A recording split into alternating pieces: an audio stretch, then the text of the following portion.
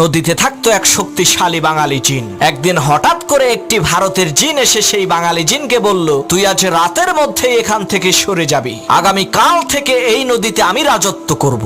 ভারতের জিনের এই ধমকি শুনে বাঙালি জিনটি একটি জেলের কাছে গিয়ে বলল, ভাই তুমি যে এই নদীতে মাছ ধরো, আজ পর্যন্ত আমি কি তোমাকে কোনো কষ্ট দিয়েছি? জেলে বলল, না তা তো দেন নাই। তখন সেই বাঙালি জিন বলল, তাহলে আজ রাতে তুমি আমাকে একটু সাহায্য করবা, আমি ভারতের এক জিনের সাথে লড়াই করব। তখন আমি তোমাকে ডাক দিয়ে বলবো, বড় ভাই আপনি আসেন। তুমি তখন বলবা, ওরে ধর আমি আসতেছি। জেলে বলল, ঠিক আছে। কথা অনুযায়ী রাতের বেলা বাঙালি জিন আর ভারতের জিনের মধ্যে তুমুল লড়াই শুরু হয়ে গেল।